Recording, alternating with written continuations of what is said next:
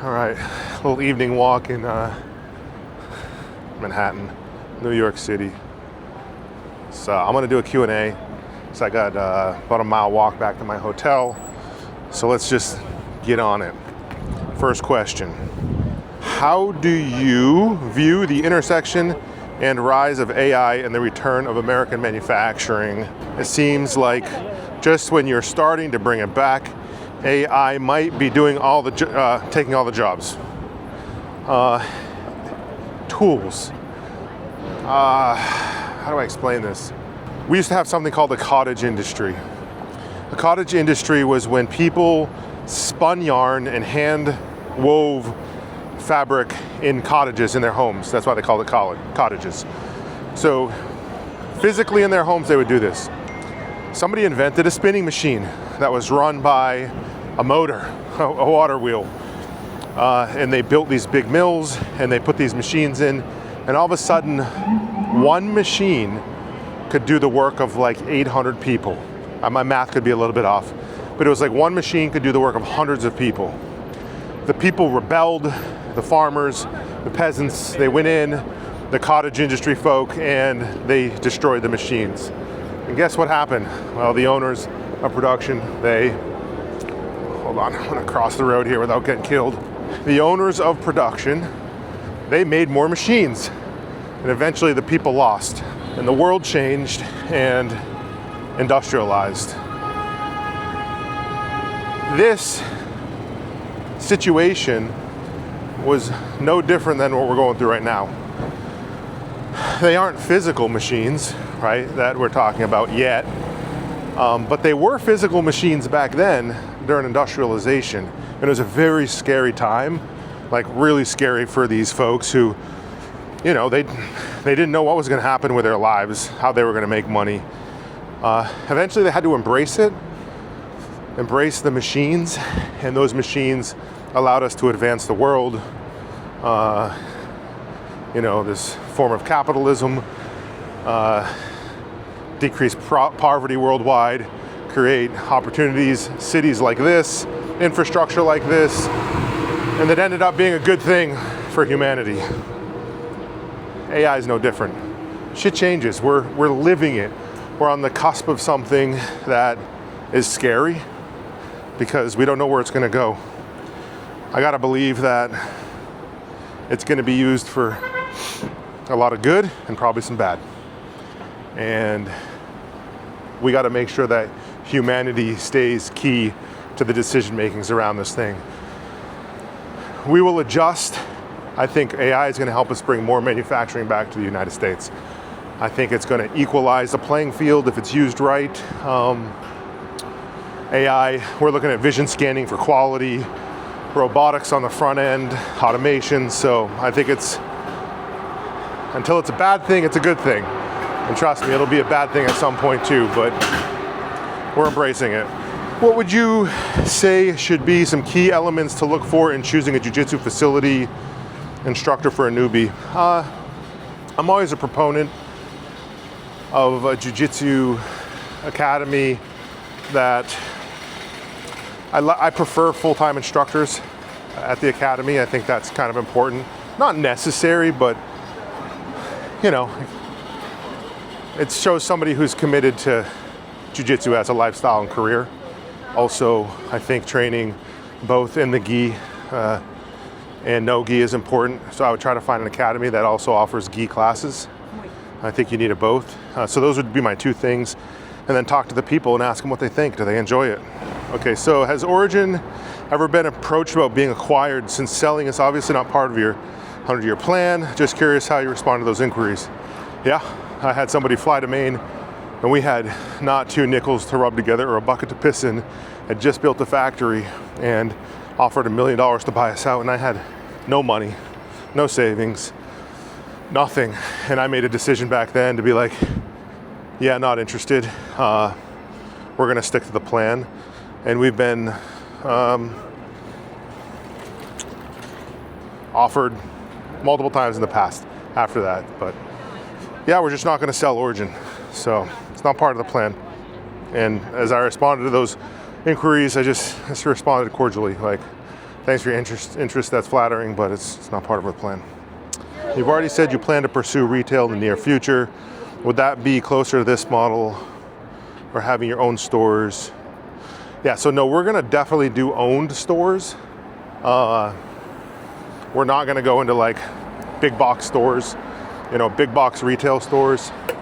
It's gonna be owned, and it's gonna take some time because stores are gonna take a while to set up.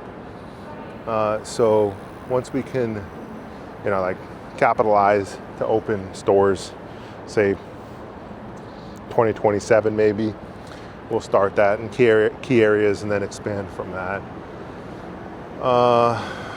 So no, we're not going to go the distribution route. They will be brand stores.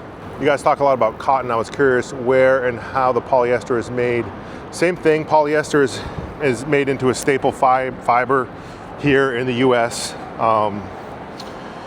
And it's turned into a fiber, and polyester has great properties too for the right application. And then it's just spun together with cotton or tencel or wool. You can spin all these fibers together and make really cool, innovative textiles that can regulate body temperature, can wick moisture, you know, and can dry quick. You can apply different properties and chemistries to them, so it's pretty cool. When do you think in American history we went to a 5-day work week instead of working mindset? Well, that goes back to industrialization. Listen, people were being abused in these mills. There was no really human rights laws around working in factories because they were so new. They had little kids working in these mills. I mean, my great-grandfather worked in the Peabody tanneries in Massachusetts when he was 8 years old, right? So there was no laws, and the pendulum had to swing in Manchester, England during the Industrial Revolution. The average age, life expectancy, was 17 years old. Horrible situation. In these factories, 17 years old, working 7 days a week, working freaking 14 hours a day, right? And so at some point someone said like, all right, listen, this ain't gonna work. And so there needs to be some labor laws. And those labor laws were pretty important.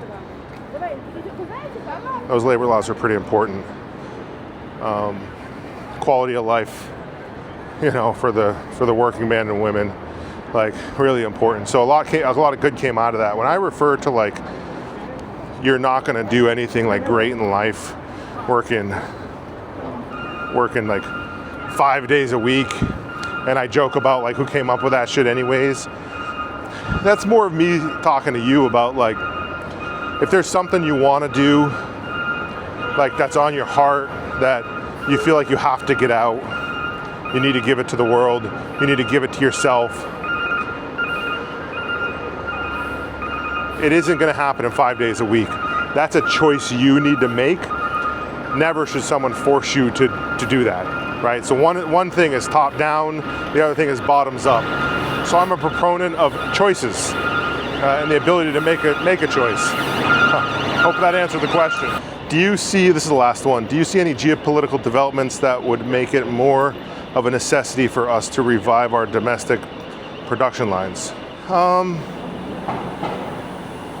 Gosh, I'll tell you what, I was with our private equity partner today for Jocko Fuel. We have a partner here in New York, and we had a board meeting, and we were talking about some of this stuff. I said, you know, it took 30 years to turn it off. Like, 30 years to turn off manufacturing. Have a good night. It was nice meeting you. 30 years to get the machines exported, and then to deplete the knowledge base in America. And it's not going to come back overnight. There has to be a decision by the American consumer to demand this, okay?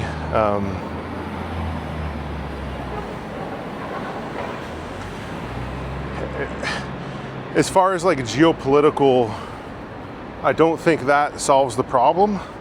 It truly is going to be consumer driven.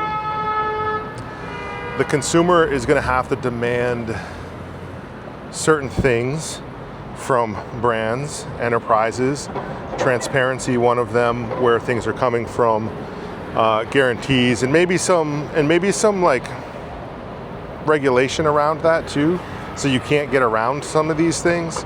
That would drive more domestic production back home than geopolitical stuff. If there was a war, I was talking to Kip about this earlier today. If there was a war and our supply lines got shut off, like let's say China and Russia, right? And then all of a sudden we couldn't get our shit, America would figure it out. Why? Because we're fucking savages. Like, we would activate, I mean, our mindset, it can divide us or unite us. Why? Because we're out of the box thinkers, and I don't care which side of the aisle you sit on, like, people in America fight for the things they want and believe in, right, wrong, or indifferent, whatever your view is, they fight for it. When that fighting spirit is united under a common banner, thread, ideology, idea, something that we need to make happen for America, for Americans, bro, we would spin up so fast. We would spin up factories so fast. We're gonna be working 7 days a week. As a nation, we're gonna go into the factories, we're gonna build the machines and equipment, and we're gonna activate. And nobody's gonna tell us to do it, it's just gonna happen. So I believe in the power of American hands, which is what our fiat currency is backed by, is the working man and woman in America. That's why the American dollar is strong.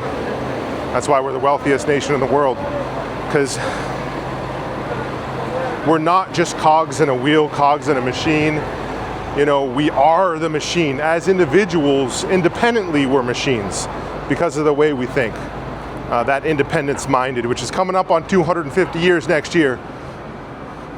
We're rebels. Our archetype as a brand, and you know I love brands, America is a brand. Our brand archetype is the rebel. Secondary, you could say the hero. But truly, if you wanted to give us one archetype, it isn't the sage or the magician. It's the rebel.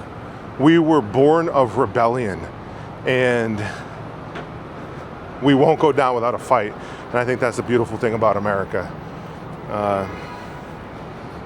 That's the beautiful thing about New York City too. I love this city. It's a very diverse city.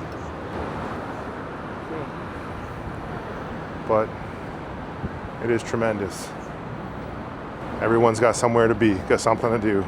Ain't no lazy people here. For the most part, everybody is working and doing something. So I appreciate it. All right, that's the Q&A for the day. Out.